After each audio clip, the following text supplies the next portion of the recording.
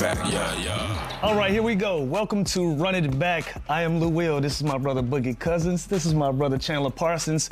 Beetle couldn't be with us today, but she'll be back with us at the top of the week. Where's Beetle at? Oh man, that's a question to be asked. Wish you the best, Bees. Wish you the best, Bees. In every possible We'll catch you this weekend in Vegas. We'll talk about it over a nice drink. Fellas, we made it to Thursday. We had some really good games last night. Teams punched their tickets to go to the NBA Cup. Let's start with the Lakers and the Spurs, Chandler. Yes, sir. It was a little ugly, and it got ugly quick. A little resilient comeback there for the Lakers towards the end there, but they are on their way to Vegas. 132-119. Stephon Castle, 30, 10, and 6. De'Aaron Fox, 20. Luka did have 35, 8. LeBron, 19 and 15. But Boogie, I want to start with you. Were you surprised, just given the state, given the the magnitude of this game to advance to Vegas, how lopsided this game was? Am I surprised? No. And the reason I say that is this Spurs team is real deal. I think they're slowly starting to make a case as being a real threat in the West this season. And we've talked about them a lot this year, but the narrative is more so been, this is a team to look out for the future. The future is bright, but no, I think this is a team that's ready right now. And they did all this last night without their best player being on the floor in Wemby. So this team is real deal. They're continuing to show that. I love what I'm seeing. De'Aaron Fox, obviously, the big trade piece that they acquired last season, and he's doing minimum work. No disrespect, but it's minimum work, and it just goes to show how talented this team is this season. So you know what? I am though. I thought the Lakers were going to put up a bigger fight than this. When the lights are bright, the Lakers are usually a team that wants to be a part of the show, especially something that's exciting as the NBA Cup going down in Vegas. But I thought the Spurs, their pace was too fast for them. They got a bunch of shots up. They were shooting it early in the shot clock. And the way that the Lakers are built and how their team was, they just didn't respond well to how loose and confident that the Spurs were last night. So give the young guys credit. Even Wemby being out of the lineup, everybody is stepping up in a big way, especially Stephon Castle. It was great to see him have a big night. But like I said, I thought the Lakers were going to put up more of a fight than they did last night. How much of the Spurs age, being more hungry to get to Vegas in this play-in tournament, how much did that play in a factor versus an older, experienced team with the guys that make a lot more money? The incentive of $500K doesn't really mean that much to them. Did that factor in at all to this? I think it's more so this is just a young group that's out here trying to prove themselves every night. Like I said, the conversation has been a young team full of potential, but no, they're trying to make the case that we're ready to do this season. And on top of that, it's hard for the Lakers to actually put up a fight against a team like the Spurs with a top 20 defense. Their defense is their glaring hole right now. Offense, everything is flowing. They got the three-headed monster in Luka, Austin Reeves, and LeBron. But the defense is the glaring hole for the defense, and that was part of the glaring hole for this team, and that's part of the problem and the results of last night. I thought they were motivated to get to Vegas. Lakers. Listen, even when I looked at the OKC game and I watched Shea in his post game, he said it was a little money on the line. Even the MVP is mindful that there's a goal here, and we talked about it. When we're competitive people, and it's anything that's on the line that we can win or we can accomplish, we want that, right? And so when I looked at the Spurs last night, they looked like a young team that wanted to have a week in Vegas to have an opportunity to win some money, have an opportunity to have some fun, and take a break within the season and just have an opportunity to really enjoy themselves somewhere different in the market that they're not usually in. Also, as part of it, LeBron and Luka, these guys trying to get that bonus for Dalton Connect, trying to get that bonus for Jake LaRavia that haven't made that type of bread? I think we've gotten to the point they want it for themselves now. They just go to Vegas for the season. So. Yeah, we heard it. Josh Hart last year said, "I want that watch." We heard Austin Reeves, "I want to be a part of this particular golf club." Bobby Portis redid his mom's Bobby crib. Portis did his $500K is a lot of money to anybody. I don't care how much money you make. I don't care what's on your contract. A free $500,000 that's not on the books that you can go out and spend and do what you want to do with it. I'm motivated to go grab that. So a game like this with a young team like the Spurs, how much of a confidence boost is this to get over the Lakers, knock off LeBron, knock off Luka on the road, and now get a chance to face the odds-on favorite to win it all this year? I think this is exactly what they want. And on top of that, without Wemby, I think this is exactly what they want. They'll continue to improve throughout the season. This is a momentum boost for them. And obviously, it helps that team and the camaraderie. So I think this team will continue to grow this season and only continue to get better. Yeah, it helps. And we talked about it.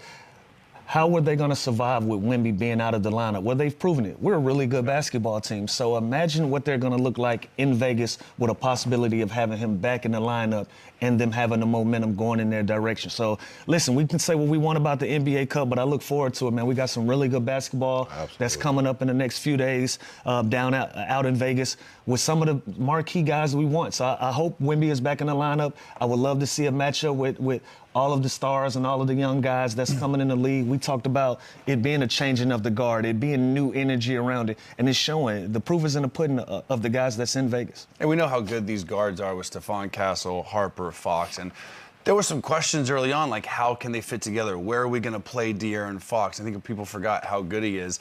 How much of a luxury is that to have those three guards, especially when Wemby's out and they go smaller and deeper, and they still have Champagnie and Keldon Johnson and these guys off the bench being productive as well. I mean, this is exactly the reason they traded for De'Aaron. Are we looking at the next trio here? Is this the next Tony, Kawhi, Absolutely. Ginobili? And I think it's dope, too, because I saw Stephon Castle's interview, and after the game, his words were, nobody cares about the shine. You know, we just want to win. Nobody cares who's having the big night. And that's exactly the message you want with a young team and also a team that's having a chance to compete later on in the year. Yeah, this is a nice trio. I would stray away from comparing them to that trio. Yeah. That's a championship group right there. I would stray away from that. But you love what they're doing. You love how they're playing together and what they're building as a young core of guys. You know, their legacy is still being mapped out. They're still building bricks towards that. So I like the fact that they're there. But I want to switch directions with you guys and ask, because Castle and Harper, they've been mentioned in conversations based around Giannis, if that's a possibility, if that's going to be something. But a big win like that, do you guys think that helps close the door on those type of conversations? Here's the thing. To think about Giannis and Wemby on the floor together is awesome, especially the next 2 to 3 to 4 years, however long Giannis is going to be the Giannis we know today.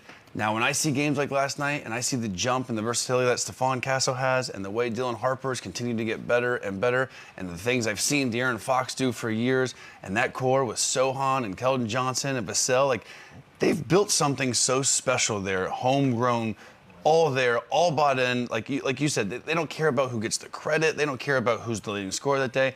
They just play hard and they win. So, yes, it's appealing to go and get a Giannis, but, like, you've built this from scratch, and you're just going to give up on that when the future is so bright and you're good enough now to compete. Boogie said before the game he thinks the Spurs might be the second best team in the West right now. Absolutely. And that's over the Lakers, over the Nuggets, over the Rockets. So I do think you got to look at all options, but I'm on the fence now because I've seen too much. I've seen too much potential, and I've seen too much production right now to not let this play out, not let this core continue to grow and really contend. Yeah, I couldn't agree more. I think you hit it right on the head. And as far as, you know, making a move like a Giannis, that's a big splash. And for me, that's not something you do mid-season. That's an off-season type of move. Right. So I do think, you know, with that big win last night, if I'm the Spurs, I want to see how this season finishes out. I want to see what this product looks like throughout the rest of the season before I go and make a huge decision with trying to go add a guy like Giannis. So I think this young team has shown that they are the real deal. They have all the potential in the world, and this isn't something that, you know, we have to look forward to 2, 3, 4 years from now. This is something that can happen this season. Yeah, I'm agreeing with you both. Like, if I'm gonna build this thing from ground up, why am I gonna sell it off now when I'm starting to see the fruits of the labor, when I'm starting to see our young guys develop into the young stars of it all? But Chandler, I want to ask you on the flip side of it, on the Lakers side. Rich Paul earlier this week, he got some pushback about the Lakers possibly not being a contender. He didn't feel like they had enough. Did this game last night kind of prove him right a little bit? They looked a little exposed last night, and I think defensively, when you have guys like Austin Reeves and Luka that have such a high rate, they're never going to be an elite defensive team. I think right now they're 21st in efficiency, they're 18th ranked defensive rating. So they're so good offensively, we know that. They're going to score a lot of points. Luka, Austin Reeves, whatever you can get from LeBron at this point, being a point forward, is going to help. But I do see, and I look in the market, and I see like a Herb Jones. I see like a 3-and-D guy that can clamp and really relieve the pressure from Austin Reeves, from Luka, for them to kind of take the next step. Now, we always talk about the West. We know how good the Thunder are. They're on pace for a historic season. The Nuggets are really, really good. The Rockets are really, really good. So after those three teams, and the Spurs are right there, like Boogie said, but Are they a contender? I agree with Rich Paul. I don't think they are right now. I think they are a dangerous out. I'd hate to have to play this team and beat them 4 times in the playoffs, but they are missing something, and that is a defensive wing that can go on lockdown and really allow those 2 guards to do what they do and go get that easy 30, 40 points a night. Did you play with Herb Jones? I didn't. Okay. That is a Bama boy, though, so okay. He gets all my love. Roll Tide. But I got a lot of backlash last week when I said the Lakers were, more of a middle-of-the-pack team, and I didn't mean it in a disrespectful way, but when I say middle-of-the-pack, they're in that 4, 5, 6 range. And the reason I say that is because of that glaring hole with their defense. Being ranked 18th, 20th in defensive efficiency, that's just not the recipe for, competing for a championship this season. And this is a Luka-type team, right? Obviously, they went to the finals in Dallas, but can you win, Lou, like just outscoring teams like they're trying to do? Can they sustain that for 82 games and win a championship playing that way? Yeah, like think about it. They've given up yeah. 120 points or more to the Jazz, the Pelicans, and the Kings this year. And so they're not getting stops. Like I said, man, the pace last night for the Spurs, it looked alarming to me. Like, the Lakers did look a step slower than the Spurs. Even when the Lakers started to make some runs, got some stops, and were able to get out and get transition layups, Spurs were just pushing it right back up their backs and getting layups as well. And so when you have young teams like that, that's going to constantly put pressure on you on the defensive end, you got to find those guys that's going to be able to help you finish some of those things. One of the positives last night, though, the old man was out last night. Yes. I want to take a look at this video, man. LeBron caught our guy Luke Cornett slipping at the rim last night. This was good to see. Just another one bites dust. And look, me and Boogie were talking about this. This isn't like a vintage LeBron elbow over the rim dunk, but it is crazy to see him get downhill, do it, and that reaction says it all. No, that's pure. Listen, that is pure excitement because he hadn't been over the rim in this fashion in a very, very long time. By the way, blowing by Vassell is almost more impressive than dunking on Cornett in this. That he still got that well, burst. that ain't a blow by. It took him 2 dribbles to get past. Yes. Listen, in the past, this LeBron James, that's 1 dribble, and I'm on top of the rim, Absolutely. and I'm dunking on whoever's there. It took him 2 dribbles to get there, and about a 25-inch vert to get over The the fact that Cornett he's as just well. doing that still at this age, It's amazing. stage I can't do that right now. Yeah. It's amazing. All right, well, there was another